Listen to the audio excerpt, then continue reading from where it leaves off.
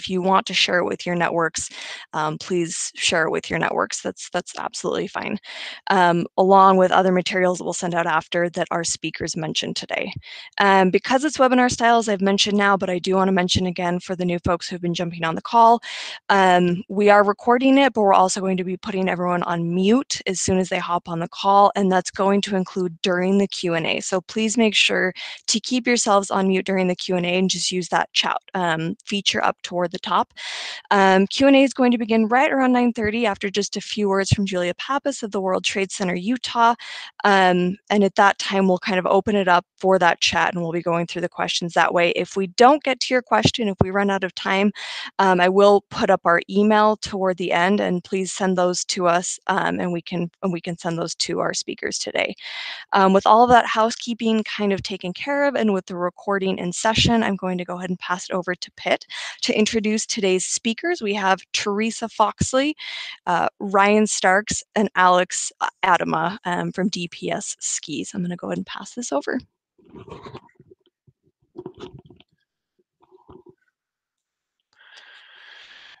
Good morning, everybody. So yeah, as India said, today is my very first day in the office and first hour in the office. So this is quite exciting for me. Really grateful for a great team here in the office, India, Tara, and our new member, also Patrick, that have helped to put this together and make this work. So I'd like to introduce our panelists today. Some great people in the community and people that have some great resources to help answer a lot of questions and help you in your endeavors during this crazy time. First, we have Theresa Foxley. She's the president and CEO of the Economic Development Corporation of Utah. Theresa is a Utah native and has served as EDC Utah's president and CEO since 2017. And she's helped usher in a new era of that is highly focused on the internal team culture and driving stakeholder value and economic development preparedness. Prior to joining EDC Utah, Theresa was a senior leader at the Utah Governor's Office of Economic Development. Earlier in her career, she represented a diverse set of clients in private legal practice on a multitude of general corporate and financial matters. Theresa lives here in Salt Lake City with her husband and son, and they love spending time outdoors together with their Bernese mountain dog. And next we have Ryan Starks, and he's the managing director of business services at the Utah Governor's Office of Economic Development. And in this role, Ryan oversees the state's targeted industries, Small Business Innovation Research Center, Office of Rural Development, Procurement Technical Assistance Center, and the Business Resource Centers. Ryan previously worked as the executive director of Wasatch County Economic Development and the Heber Valley Chamber of Commerce. And Ryan and his wife, Amy, live in the beautiful Heber Valley and stay busy raising their 3 sons and 1 daughter. And then lastly on the panel, we have Alex Adema. He's the president and CEO of DPS Skis, which is headquartered here in Salt Lake City, Utah. And DPS Skis designs and manufactures the world's most advanced skis. DPS has a storied history of innovative ski design, working with advanced composite materials, and is a key contributor to the outdoor recreation economy here in Utah, with an ever-growing global reach. Before joining DPS Skis in 2015, Alex's background consisted of distinctly varied and unique experiences in both large corporate and entrepreneurial startup organizations. Alex also serves as a board member on a number of local trade associations, including the Utah Outdoor Association and the Utah District Export Council. So welcome to all of them. Before we jump into just a couple questions, I was thinking about the situation we're in last night and thinking about how crazy it is of the times that we're dealing with. It's something that's new to all of us, whether that's the new part is limiting our interaction with other people, the economic effects on our businesses, or just trying to figure out how to spend so much time home and indoors right now. For those of us that spend time outdoors, I feel like there's an analogy here. Many of us have been in wild places when the weather has gone bad or plans have changed, and we've had to spend way too much time hunkered down in a cabin or a tent.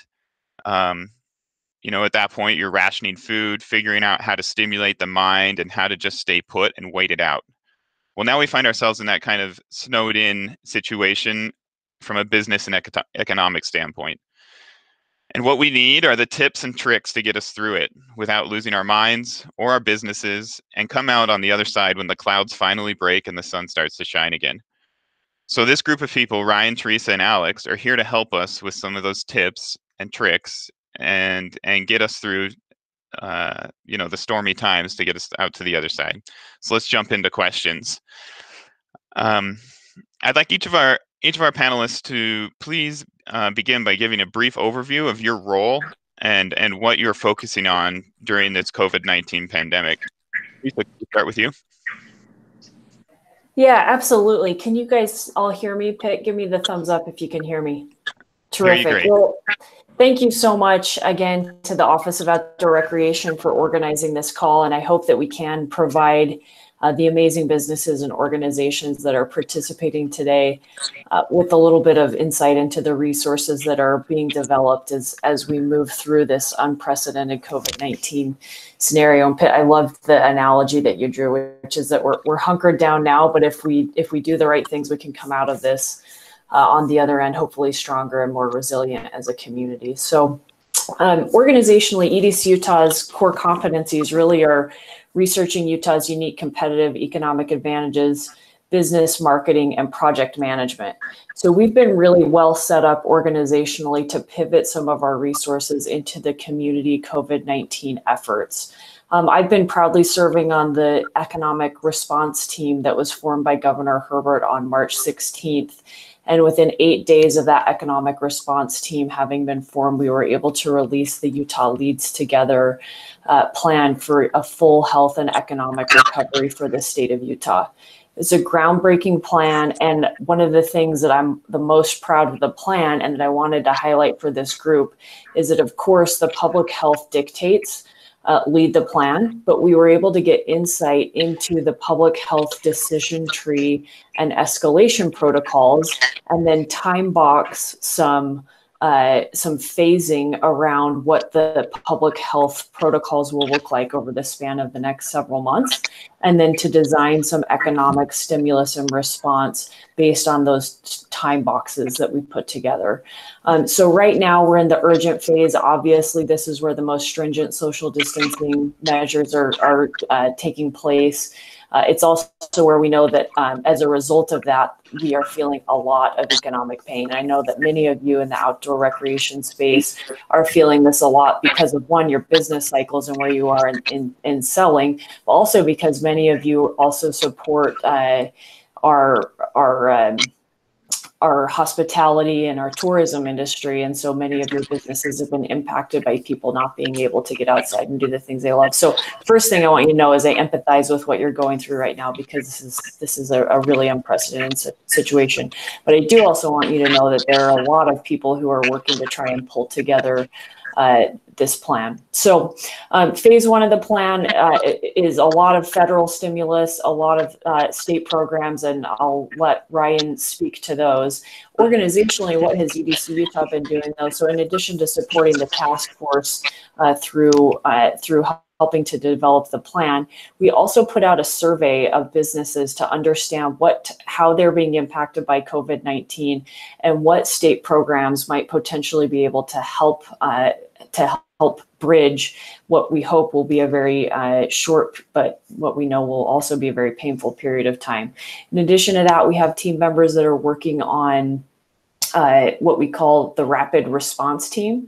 And so that's basically supplementing SBA and the federal programs by deputizing local members of the local economic development community to provide technical support to businesses that are trying to navigate what is really an amazing and unprecedented federal stimulus response to this, but one where we know there will be a little bit of red tape and bureaucracy.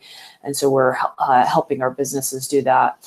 And then finally, we've also been working very closely as part of the State Unified Command on personal protective equipment. And that has been both in trying to find personal protective equipment that can be donated, personal protective equipment that can be purchased, and personal protective equipment that can be made by manufacturers in the state that are currently engaged in other in other lines of business. And hopefully we'll hear a little bit more about that today as well. So our organization, which has always been focused on helping Utah businesses grow, right now is very much attuned to the needs of our local business community and also to our local economic developers. So those who are on the front lines of this because they work in cities and counties throughout the state. So that's a quick overview of what EDC Utah is doing. I think we'll have a little bit of time to talk more about the specifics of the federal stimulus and some of the things that we want your businesses to be aware of,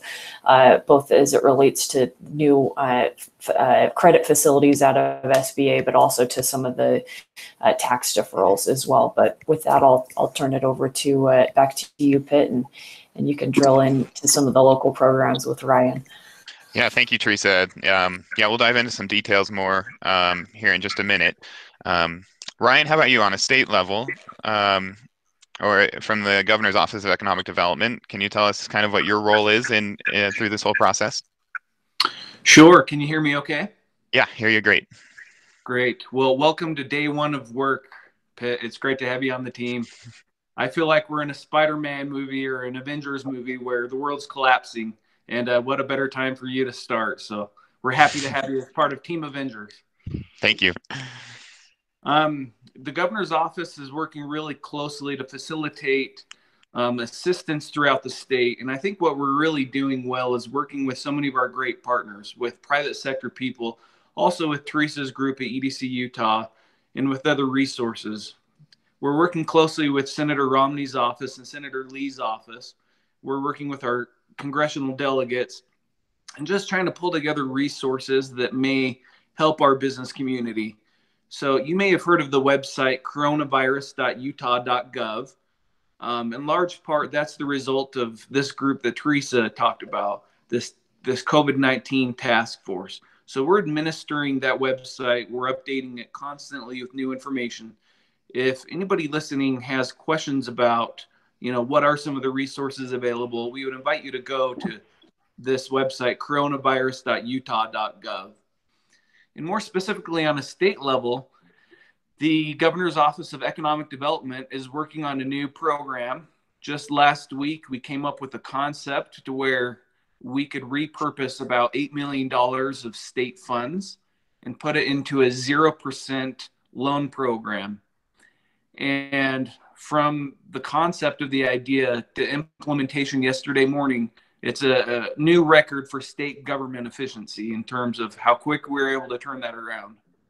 We're able to get the support from the Speaker of the House and from the Senate President and from the Governor, and then from our GoEd board. And what that money does is it enables small businesses to receive bridge financing or gap financing until the federal stimulus kicks in. So we've worked with different partners. We've met with a lot of businesses, and kind of the writing on the wall, according to a report from Goldman Sachs, is that small businesses need about $20,000 to $25,000 in capital in order to survive this next month. So with that, this small loan program offers loans of $5,000 all the way up to $20,000. Businesses can apply for this funding. Like I said, it's 0% interest. These are 5-year terms with deferred payments until after the first 12 months. This program hopefully will help businesses, kind of bridge that gap until the federal stimulus kicks in. We are looking for businesses that have some type of supply chain component to them so that, there's kind of this ripple effect throughout the economy. But the money can be used for payroll, for overhead, and to cover basic expenses at the business level. The way businesses apply for this funding is to go to our website, which is business.utah.gov. And there's a link there where they can apply. It's a pretty streamlined process. It's just a one-page application. The application, however, does require things like your W-9s and your tax documents for the past 2 years, just to prove that you've made a profit. Speaking of profits, nonprofits are not included in this first round of funding. We knew that by opening this up, we would get a lot of demand. So we decided to offer this program into multiple tranches or funding rounds. So this first funding round opened yesterday morning, and it closes this Friday at noon. Now, just wondering if anybody wants to take a guess of how many people applied just on our first day. Pitt, what do you think? Oh, I heard about 1,100 by the end of business yesterday, but I don't know if it kept going up. Yeah. No, you're right. 1,100 businesses had applied for this funding by the end of the day yesterday, just after day one. So we know there's going to be a real demand for this funding. However, we are going to offer a second round of funding, hopefully in about a week and a half. And then we'll have another $4 million there to offer. And then we have a set aside of about $3 or $4 more million that we're working on unencumbering in the coming weeks. So by the end of the program, hopefully we'll have between $10 and $12 million to loan out. And it's just kind of one small token, but we're grateful for the opportunity to help our businesses. Like I said, you can find more information at business.utah.gov. Thanks, Ryan. Thanks for filling us in on that. I'm sure there'll be lots of questions about that come in the question and answer, and maybe address some of those. Alex, will you? You've been involved in a lot of meetings over the last week, talking with other brands and talking with other businesses in the outdoor space. Can you kind of give us a little rundown of what the concerns are and what the worry is, and what other companies are seeing, and DPS as well? What are your hurdles during this time? Yeah, for sure. So for us and for many others who have similar situation, we have a manufacturing operation that's actually 2/3 of our business. And then we have some sales, marketing operations, finance, and all that. It's easy for 1/3 of our company to work from home. Easy in the sense that they can actually do it. It's complicated as far as communication and keeping things moving. But the much bigger challenge comes with how do you keep a manufacturing operation, or in the case of many others, whether it's Specialized or Cool or whoever it might be, they still have distribution centers that require people to be in there and trying to operate safely, but keeping the business going in terms of just what's the bare minimum on sustainability. So that's its own challenge, just in how do we do that safely? How do we keep operations going so that the business can continue to create revenue and essentially pay payroll at the very least right now in a lot of cases. Beyond that, there's much bigger questions, as it relates to what's happening out there as far as the economy goes. Many consumers are not shopping right now, and that affects, many of our customers and many of the outdoor customers in general are specialty. So there's a lot of concern about whether those shops will be able to survive, weather the storm, and whether they'll be able to pay their bills, which, the ripple effect just goes all through the economy. There's so much interdependence. So I'd say that's the second one, is just the viability and the strength of the retail ecosystem and how that'll survive and how that affects each one of our situations. And then the third really is the supply chain. For DPS in particular, we're sourcing materials largely from North America, but we have a couple of key materials that come from Europe, a couple that come from Asia, and all of those supply chains have different types of stay-at-home or sick employees, or different directives from employers that affect each individual vendor. So everybody's sort of wrestling with the same things. How is the supply chain going to be affected? And it's pretty easy to get snared in something that's happening far, far away.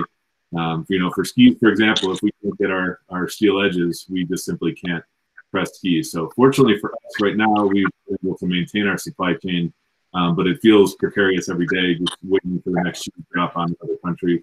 And so I would say that goes for all of our different outdoor brands that are represented in the region and probably worldwide at this point is how we adapt to that. So yeah, again, it's how do we go from a work from home perspective when you have manufacturing and distribution center employees that need to be safe or are quarantined or whatever that might look like. It's the second is how are our customers being affected and how will that ripple through our businesses, and the third is the supply chain aspect of that. So beyond that, from DPS's role in all of this, we're trying furiously to adapt and convert our manufacturing operations we're uniquely positioned as a manufacturer, not just a distribution center. We make our skis here in Utah, so we're trying to convert to make other medical need products right now, and it looks like we're about to start making the plastic face shield, which is pretty exciting for us, just to be in the fight and helping battle with everybody on the solution side of this whole pandemic. And then we're also looking at doing hand sanitizer and some of the other things that others are doing too. So there are plenty of others that are trying to figure out how they can support that effort, as well as trying to keep their business going in the meantime. Great. Thank you, Alex. I want to dive into a little bit more of the details. Ryan gave us a really great explanation of the bridge loan program, and the purpose of that is to just be a bridge until these federal programs become available, and when we're able to take advantage of those. Theresa, will you give us a little more detail into some of the, or what you see might be the best benefit for this group of the federal programs that are coming up in the near future and that they can take advantage of? Yeah, absolutely. But first, I just want to honor what Alex has mentioned about how his company is converting over to help in this PPP effort. We're all at war with this virus, and it's incredible. As saddened as I am by what's going on with our economy and how that's impacting our friends and family members, I'm also just so incredibly optimistic because of people like Alex who are doing these amazing things, who are putting a ton of time into R&D to be able to convert over and to be part of this battle. So thank you so much, Alex, for what you've done and for leading the way for a lot of other people. It's really incredible. But yeah, I do want to dive into some of these federal programs. I think most people on the call are probably familiar that to date, there have been 3 federal phases of stimulus. And the most recent is the one with the eye-popping numbers of about $2 trillion in stimulus funds that are being put towards economic recovery. We expect that there might be a phase 4 and potentially even a phase 5. So I mentioned that there are potentially additional phases because we want to gather information from Utah businesses in the event that the current phasing is not tailored enough to your business to be able to help you. But to give a quick review of what's going on in this phase 3, I want to talk a little bit about what's been called the SBA payroll protection loans. These are incredible. So this is a forgivable SBA loan program that you would go to your local SBA lender and you can get loans to cover some of your operating costs for up to, I want to say, 3 months. There is a presumption that there's been a negative impact of COVID-19 on your business. And so long as you retain employees on your payroll, these loans can actually be forgiven. So this is pretty incredible. The eligibility for this are primarily small businesses, so businesses with less than 500 employees. I know a lot of our outdoor brands fit into that category. So encourage you to talk to your local SBA lender. It also helps the lender because they get a generation or an origination fee for this.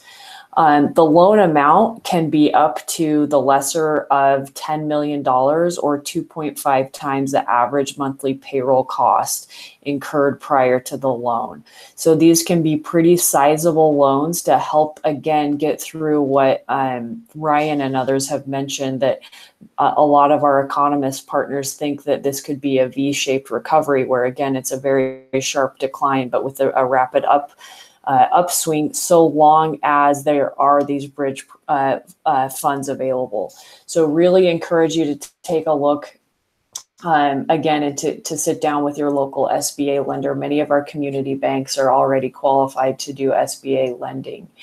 Also want everyone on the call to be familiar with some of the tax relief that is going to be as a result, that is coming into place as a result of the CARES Act. So there are tax deferrals now. There are employee retention credits. There's payroll tax deferrals. If you have net operating losses, you can carry those backwards. So that's a great tax benefit. There are a lot of pieces of this, again, this phase 3 of the stimulus or the CARES Act that I believe are going to be applicable to outdoor recreation businesses, but I encourage you to move fast because there's not an unlimited amount of funding here. And so being first in line is really important. Don't forget also there was the phase 2, which was a loan program directly through the SBA. So the SBA was the entity that you applied to. Thanks to Ryan Starks and the work of the governor's office, businesses in all 29 of Utah's counties can also qualify for those loans. I think there was, I want to say 50 billion total allocated to that, with 350 million to Utah businesses, Ryan, though hopefully you'll jump in and correct me if I'm wrong on that. Again, you got to be in line quickly to get that. Those are 30-year terms, 3.25% interest rates. So again, know that it's tough to take on more debt when you're already feeling like you're underwater, but certainly the forgivable loan and payroll protection one is worth pursuing. And all of these loans can be stacked. Taking out or participating in one loan program doesn't disqualify you from participating in another loan program. Theresa, there's a couple questions popping up. Can you give us, or do you have an idea of the timeline of these federal programs as far as application process and funding? Yeah, so the first phase 2 of the SBA funding is already open, has been for about a week. Phase 3, I believe the SBA or your local lender, you could fill out the form yesterday. I think at 8 a.m. this morning is when that opens. So encourage everybody, and won't be offended if I see that 129 participant count drop quickly, because you guys need to go out and start immediately filling out that loan application. Okay. Great. Ryan, same question for you. I mean, you talked about yesterday the bridge loan program opening. Couple questions. Can you tell us the timeline as far as applications and the next tranches and funding of the first tranche? And then also, I know there was a condition in there about rural businesses, if you could talk about that. Sure. So really good question. This first tranche opened yesterday morning and it closes this Friday at noon. So I just got a text during this conversation, and we're up to over 1,400 applications now. So that means Friday at noon through the weekend through Monday, we're going to be sorting through applications. We have 3 teams at GoEd that are kind of working in stations. The first station is reviewing the applications, screening them for the essential information.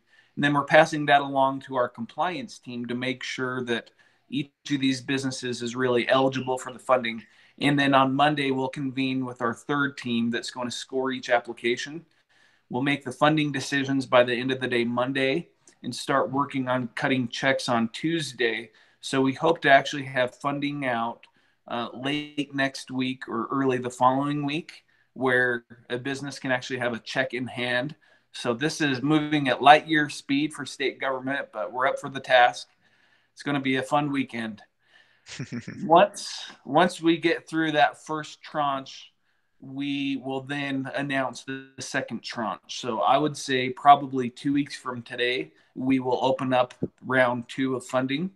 And again, once we get through the screening process, we're looking at about a week to a week and a half later before a business actually gets the funding.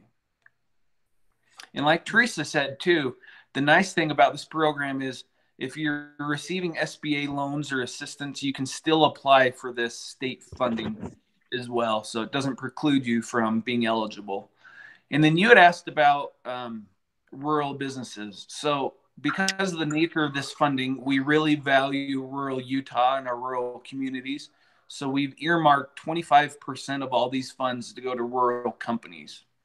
And so rural, we're counting as any county outside of the Wasatch Front. So 25 of the 29 counties. Great, thank you. And then just because I know, and I see these questions popping up, I think this has been addressed a little bit by Val in other talks and meetings, but what is the status for nonprofit, or I guess what type of businesses is this available for? Really good question. So initially, we did not allow nonprofits to be eligible for this funding. The nature of these funds, these state dollars, are earmarked for private companies. And so it was hard for us to include nonprofits at that time. However, we're looking at phase 2 and phase 3 of these tranches, trying to make a determination whether or not we can add nonprofits to that.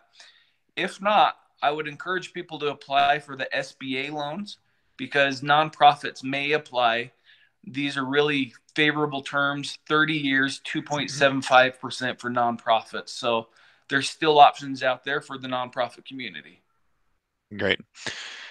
All right, I encourage anybody on the call to submit some questions for the question and answer about details about any of these programs, and our panelists can answer them. Next, we want to move on to Alex and see. Alex, like I said, has been involved in talking to a lot of different businesses within the state and within the industry. What are the needs that you're seeing from the outdoor industry specifically? Maybe the top 3 needs that the businesses, whether large or small, manufacturing or service oriented, anything like that. What are the hurdles that we're seeing right now? I think the most conversation that I'm having with other brands right now is everybody trying to get clarity on how to appropriately act as far as, the different shelter in place or stay home, stay safe type of regulations. It's not anybody's fault. It's just, there's so much information coming quickly that from an HR perspective, from a safety perspective, it's really trying to understand what can we do to make sure we're in compliance and trying to keep the businesses going and sustainable. So how do we implement these rules? I think that's the first one, and sort of coming right from that first question. The second one is, that's the first piece. The second one is, how do we handle if we do have to have layoffs or slowdowns, anything like that? What are the rules really coming out of Washington right now as far as unemployment or the CARES Act just in general, and how that applies to sick leave and PTO and all those kind of questions? It's just really hard to get a handle on what the right things to be doing are. And it's, in a weird way, some of these unemployment rules that are coming out, it's really great that the government is trying to provide for people that are in distress. At the same time, it's creating these weird paradoxes for businesses, because in some cases, if operations are a little slowed down for one reason or another, if we have people home quarantined, in many cases, people would be incented and do better to stay at home unemployed. And so the pressure is mounting as far as, potentially doing proactive layoffs to make sure that people can get paid more than working reduced hours. So I think those are the 2 biggest questions that are circulating right now as far as, how do we operate safely? What are the rules coming from the city, county, and the state and federally? And then, what are the rules as far as, from an HR perspective, and how to handle PTO, unemployment, paid time off, and that kind of stuff. So those are the 2 biggest challenges that people are wrestling with. And then the other is, just in general, from a 60,000 foot level, is what's going to be happening with supply chain, who's getting caught in the snares of that, and how do we operate on this funding? For DPS specifically on the SBA, we're super excited about the possibility of the payroll protection portion of that. At the same time, we're still having trouble answering questions as far as our eligibility to that, based on our shareholder mix and our ownership structure and things like that. So we know there's a race, just like you guys are talking about on the city side, to get applications in and get in the queue. At the same time, it's just hard to find anybody who just has all the answers right now. So those are the big ones that we're all wrestling through as brands. And again, it's kind of a different, similar story for everybody, depending on their own circumstances and nuances of their business. But those are the general themes that everybody's trying to get a handle on together. Hey, I could maybe take a little bit on the stay-at-home orders, at least as they have been released in Utah. And for those who want to take a little bit of a deeper dive, yesterday the Economic Task Force Town Hall, the Salt Lake Chamber hosted an Economic Task Force Town Hall, and I did quite a long session on this. But one, we understand that there are so many, there's a lot of confusion over the now I think 4 or 5 different local counties that have issued a stay-at-home order, with the state stay home, stay safe directive being overlaid on top of that. So we created a matrix. I think Mike O'Malley from our team has included that in the chat feature. He was the one that created the matrix. But maybe I could just say there's sort of 3 general categories of businesses that appear to be affected by the stay safe, stay home orders. One, those are businesses that are just shut down. And that's a lot of personal services businesses, those that really you cannot social distance if you're, it's hard to get your hair cut, for example, by somebody who is 6 feet or further away from you. The second set of business, there are a lot of personal care businesses and others that are impacted by this, but the category is pretty slim. The second category are those businesses that can continue to operate, but that need to do so under a new regime. So the classic example of this would be food service. Can continue to operate so long as there's curbside delivery and or curbside pickup or drive-through. And then the third category are those that have been called essential business, and they're essential because they're necessary for the critical infrastructure and supply chain. Those businesses basically are encouraged to have social distancing. They're highly encouraged to follow the CDC guidelines around sanitation and hygiene, but they somewhat get a little bit of a pass because if your, healthcare manufacturer can't distance their employees 6 feet apart, they still want to keep those, ventilators rolling off of the line. And so those essential businesses can operate again, though highly urged to innovate and to highly urged to innovate so that they can social distance.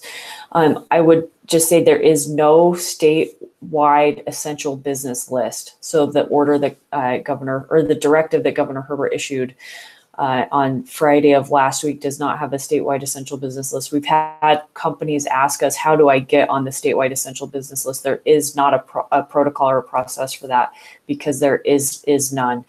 So again, even just sort of walking through and talking through this in the last couple of minutes, I know it's confusing. That's why we wanted to put up something that can be read in a matrix formula, because the common themes among all of these are there's a defined time period, there are defined industries, defined geographies, and defined enforcement.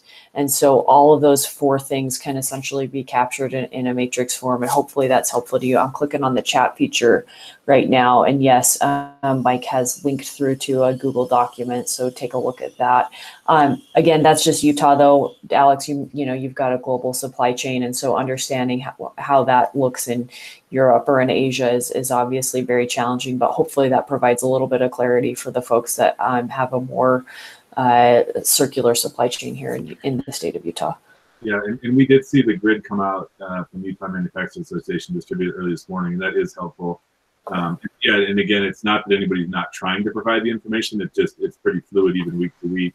And then on top of that, from a business perspective, we still have many employees who they're getting information from social media, from their friends at some place that heard about, the Coast Guard's going to come in and shut us down or whatever the various streams are. So that's that's one of the challenges from an organizational standpoint, is managing all that information and trying to get it to people, especially if it's changing either daily or weekly. So that's on top of the layers of the efforts that the state and county and city are putting into it. So that's understood for sure. Thanks. Thank you, Alex. Thank you, Theresa. We will include that matrix into the notes and the email that goes out after this with the recording and everything else, so everybody has access to that. Alex, just one more question for you. Can you give us any hints or tips on what resources you're using for the HR questions that you're running into, as far as furloughing versus versus laying off versus half pay. You know, are there any webinars? Are there any groups that you're reaching out to help navigate that for a business? Yes, it's a little bit of a matrix ourselves, even in looking at that. But you know, we've been looking at the National Legal Review. We've been following, you know, in our perspective, the SIA, which is the Snow Sports Industry of America, OIA, which is Outdoor Industry of America. The Utah Outdoor Association isn't quite mobilized to provide comprehensive information on this, but we are, at least as a board and small membership community, at least sending information regularly. You know, Tom Adams, who was formerly in your seat there, Pitt, he's part of that and helping distribute resources as well, and sort of bridging some of that communication from, you know, his past work with GoEd and what we're doing, you know, on the private side of things now. So yeah, the UOA is helpful in a sort of more individual level, communicating with each other, leaning on other brands to understand what they're doing. I've personally found the Silicon Slopes webinar that's happening Monday, Wednesday, and Friday to be very helpful and informative. The Salt Lake Chamber does one, I think it's Tuesdays, and then there's some other, I can't always remember the times, but that podcast or webinar, whatever it is, has been helpful. And again, since these things are mostly recorded, it's good to be able to jump into them. We have one from our insurance provider that's called Think HR, which has been a really helpful resource to go and find some of the HR specifics and, you know, how the Family Leave Act and all that kind of stuff works. So it's really, though, a matrix of trying to pull this all together. Utah Manufacturers Association has been sending out very helpful stuff. And a lot of these are pointing to each other, whether it's EDC Utah or UMA or any of the other acronyms. A lot of them are pointing to each other's resource. And so it seems like there's some coalescing around a lot of the messaging, at least at the state level, which has been really helpful. Okay, great, thank you. I know I said that was the last question for you, but I actually have one more. So I have friends and family that work in the outdoor retailer space, and you know, it makes me think that you know, companies like DPS, yes, it's hard, and you are you know, you're not the only ones struggling. Even the retailers themselves, you know, my friend told me last week that it was one of the hardest days he had because he had to call all his reps and cancel all his orders for fall or later summer, you know, and you know, those are hard conversations to have to brands. And I'm sure you're seeing the same thing from your retailers and your reps. You know, how is this affecting, you know, again, the trickle down effect? How's this affecting, you know, relationships with customers, and then kind of your production planning moving forward for next season? Because I know you're going to rely on a lot of your orders coming in now that you could run manufacturing through the summer and deliver in the fall for ski season. You know, how are you kind of maintaining those relationships with your retailers to, you know, make sure that when we weather this storm and get to the other side, that there's no hard feelings? Yeah, there's definitely two sides of this coin. I mean, first of all, I will say, you know, whether it's brands or retailers or supply chain, there is a real solidarity and sort of camaraderie that everybody knows that we're in the battle together. And then the flip side of that coin is everybody also needs to fight for their own survival. And so it's really challenging as you know, cash flow seizes up, whether it's, you know, customers not going into a shop and the shop can't pay for their orders, and then the manufacturer or the distributor can't pay, you know, their suppliers. It's just, you know, that interdependency is really difficult. And so I think from our perspective, the conversations are, again, just a real sense of solidarity that, you know, we all have to figure out how to do this. At the same time, we've got to work with each other to try and figure out how to keep each other paid, but give grace where we need to. And different shops, as we all know, are taking different approaches, depending on where they're located and what their specialty is. You know, many of our snow shops, actually, you know, from a backcountry perspective, when the resorts closed down, we heard from a couple specialty backcountry shops that they had their biggest days ever as businesses because people quickly flocked to get outside. And then slowly the kind of social pressure and the flatten the curve message sort of slowed that down a little bit as there's a hashtag that came out. First, there was a hashtag that came out that was, you know, save your local gear shop.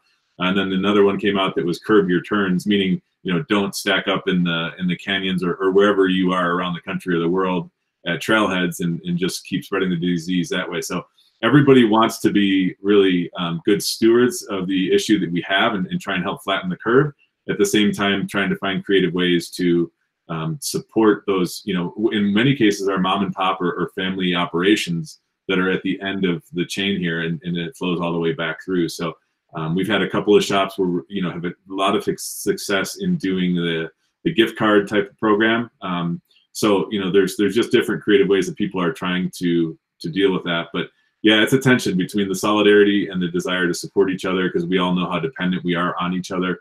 At the same time, how do we answer, to the left and to the right, those that are not paying and those that are asking to be paid? And everybody has that wrestling match right now. Thank you. All right, so we're about out of time for my questions, and we'll open it up to questions at the end, but to a few questions from the listeners. But I want to just see if there any other resources that you're aware of, or from a state, federal, or industry level, or any other hints that you should be giving, and let people know. Anybody have any more suggestions? Hey, Pitt, this is Ryan again, and I know that Washington County and Weber County and Salt Lake City have all issued their own loan programs with really favorable terms. So if you happen to live in one of those counties, please reach out to your city or your county official.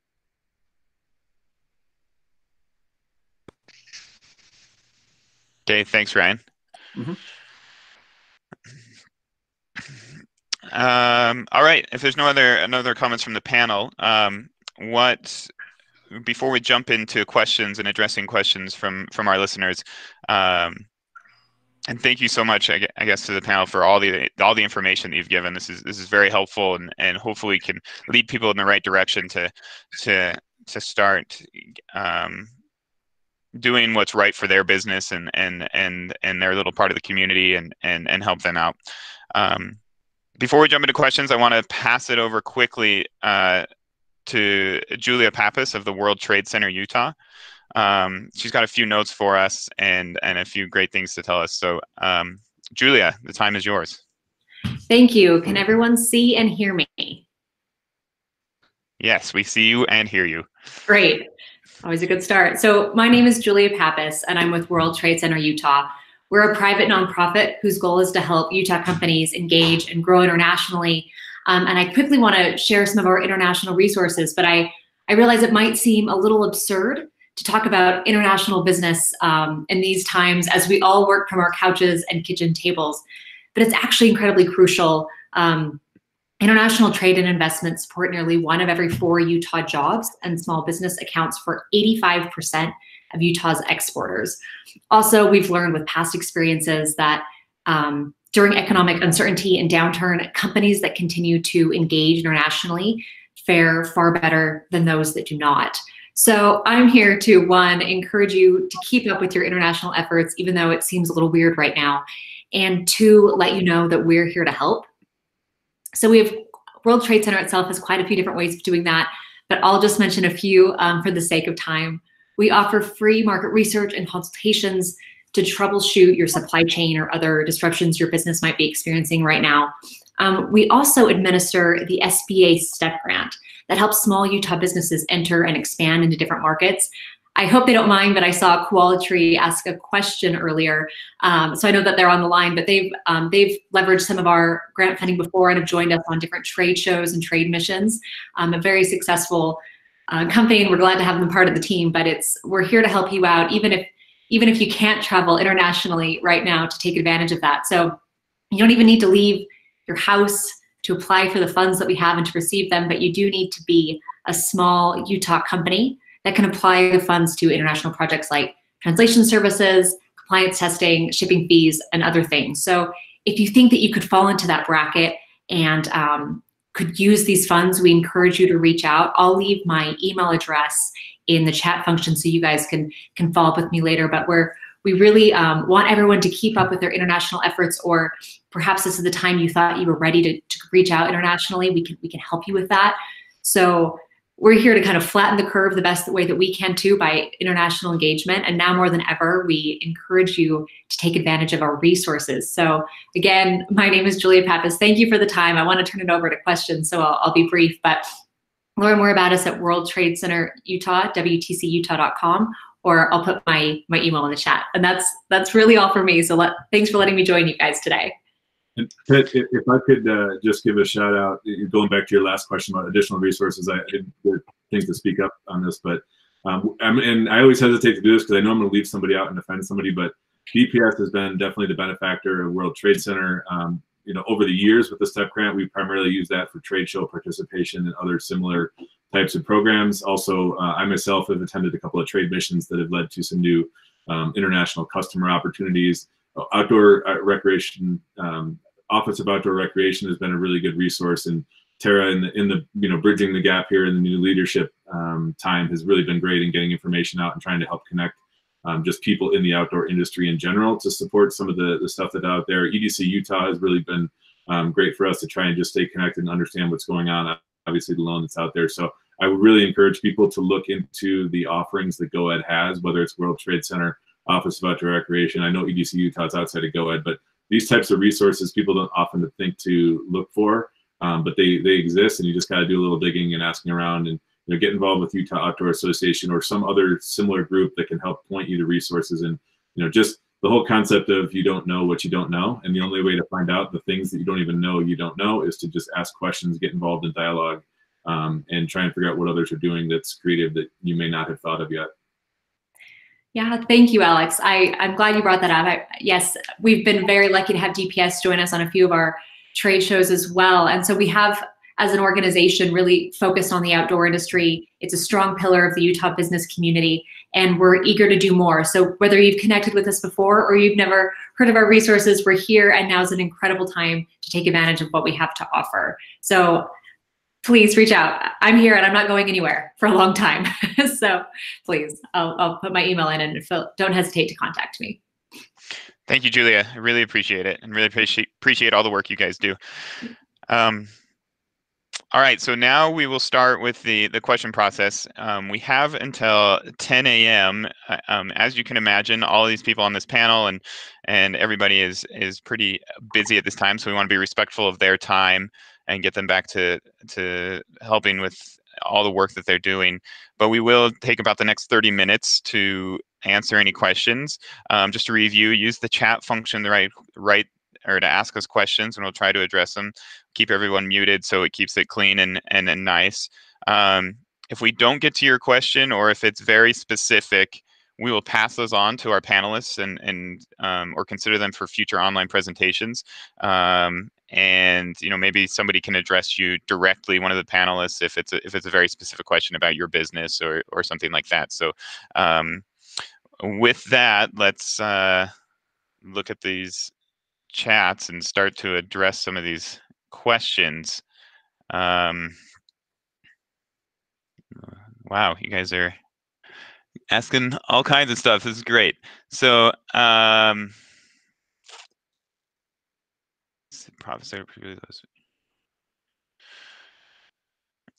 we have a question here from Donna McClure. It says, please help us understand how the nonprofit sector, particularly those whose mission is focused in supporting vulnerable populations in the outdoors in Utah, are being supported, given they're not included in the LEADS plan.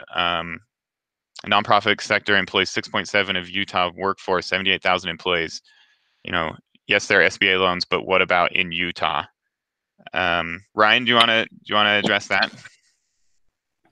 That's a really good question, and we're hearing that question more and more. And so we're in the process of kind of rethinking that. But initially, this first tranche of funding was earmarked for private sector businesses. The fund, which is governed by a state statute, dictates that money shall be used for private business expansion and recruitment. So that was our thinking, is just to be compliant with the state law. We weren't able to use that for nonprofits. But we recognize there's a real need, and we're lifting up every stone, looking for other options as well. So it's not something that's going unnoticed in our office, and we'll do our best to identify the resources to help our nonprofit partners. And maybe I'll jump in here, Pitt, as well, because it's such a terrific question, and recognizing again that the nonprofit community plays a huge part of not only our social fabric, but also in our economy. the Utah Leads Together plan does have 3 action items, and the third one is to help others in need. And so the coronavirus.utah.gov website does have, essentially we're trying to aggregate all of this feeling of charitability that people have right now. People want to help, people want to engage. Phil, can you mute your, or somebody's on. So we're trying to capture this sense that people really want to give back and support right now, and so we're trying to aggregate those private donations to community organizations that are first responders, whether those be food banks or others. So would encourage everyone to also hop on the coronavirus.utah.gov site. There is basically a giving site that aggregates 3 different forms of giving for those who can and want to help, and potentially your own nonprofit could also become a recipient of some of those funds as well. So check that out. But in the meantime. Great, thank you too. Along those same lines, there's a question in the chat kind of talking about, newer businesses that maybe have not, they're a for-profit business, but they haven't turned a profit, or they just started in 2019 and, don't show profit for their for their tax filings. Are these programs or any of the federal or state programs available for them?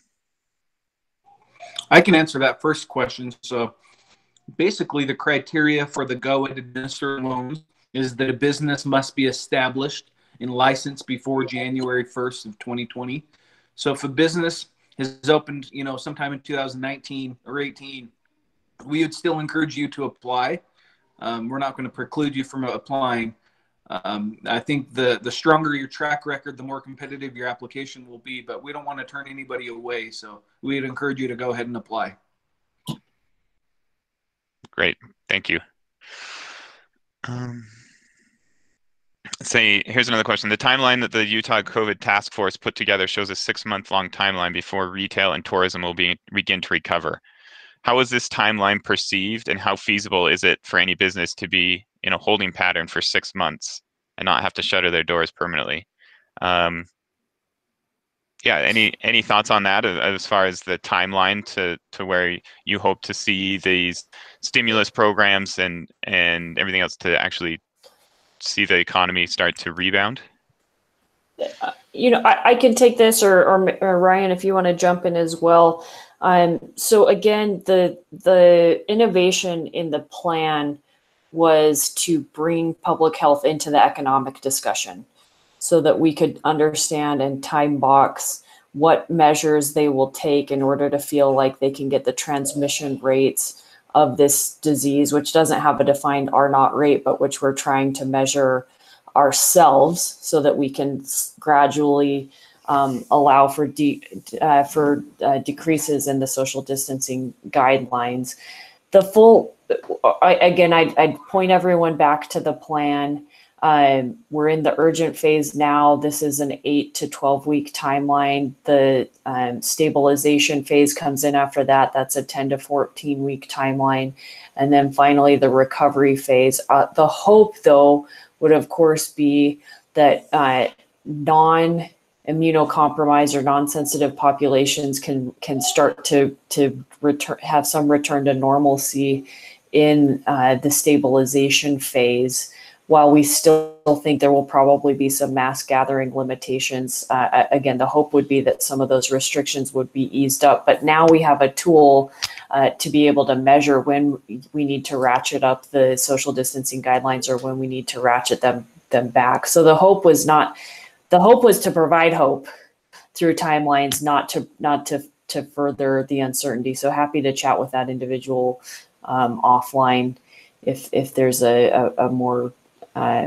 if there's a reason to do so, but would encourage you to take a look at the first column on the left.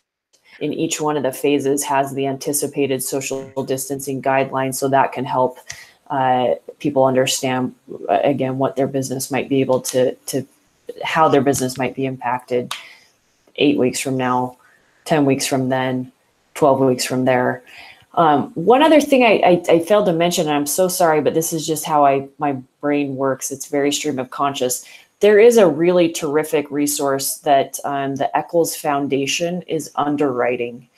So through the David Eccles School of Business at the University of Utah, through the executive education program, they have Mike Levitt, who used to head up, Governor Mike Levitt, who used to also head up the Health and Human Services Department, had a $7 billion budget over pandemics while he was there. Along with him and some other researchers in their new quantitative economics group, they are doing I want to say a 4-part executive education series. Get on the eccles.utah.edu. Google it. Sorry, that's probably not the right URL, but there is going to be a fantastic educational program that's being completely underwritten by the Eccles Family Foundation. It's about $1,000 gift to business leaders on how they can, again, time box and think about what this means for their business. And it's as far as I know, open to everybody. In fact, let me get the right web address here. While you're looking that up, I know I'll be participating in that. Another one that's similar to that is, and again, I always hate to call out one because I know others are doing similar things, but one that I know about is the Eccles School of Business is also doing a 4-part online series the next 4 Fridays. That's, I think it's $200 registration, but it's leading in on certain times, and there's a host of 4 different people and we're putting about a dozen people actually through that, most of those team leads. So that's another resource coming out of Eccles as well. That's from the business side, the business school. Awesome, Alex. Yeah, so I think it's eccles.utah.gov or excuse me, eccles.utah.edu where you would go to find this. Again, it's titled How to Save Your Business and Super Generously being underwritten. So between those 2 programs, that's a great place, I think, to start. And I should say they're also using the Utah Leads Together plan as the foundation for their timelines, and it's tailored to Utah businesses. Great, thank you. The next question is, are there any resources for communities that are heavily reliant upon person services, such as outdoor recreation or tourism? I mean, I know they can all use this bridge program and use federal. I don't know if anybody has heard of anything or has any tips for strategies for businesses, like cities like Moab or, really heavily tourism-based economies in the local community. I'm unaware of any clear-cut resources at this point above what we've already discussed today. I do know that Vicki Varela, our state tourism director, is having a lot of conversations with legislators and other key stakeholders on how to best use the transit room tax money. It's a significant pot of money that's used for tourism marketing. So I know that that's an active discussion that's happening right now. Great, thank you. Mm-hmm.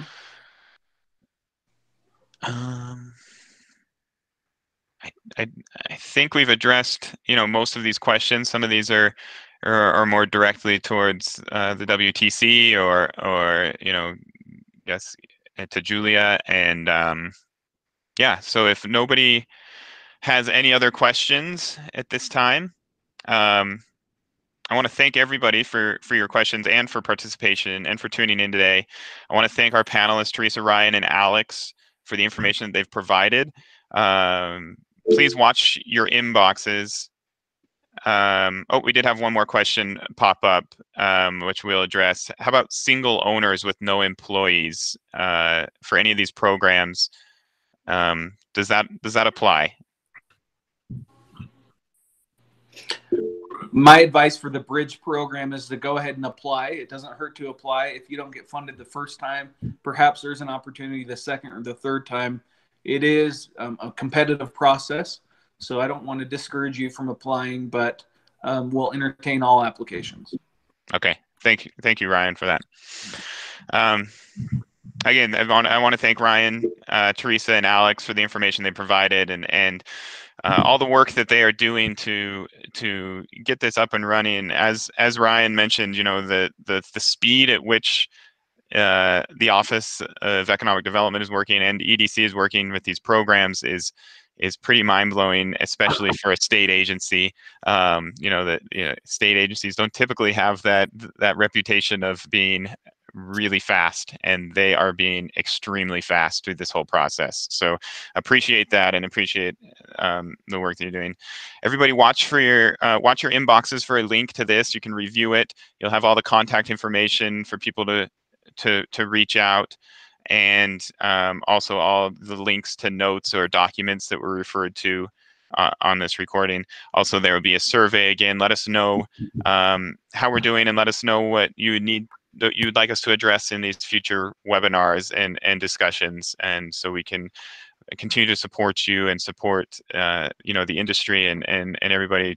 So through this COVID-19 pandemic, we all come out on the other side, smiling and happy and friends and able to get through it. So thanks again for your time, and thanks for tuning in, and really appreciate it. And we will be in touch and talk to you soon. Thanks. Great job, guys. Happy to help.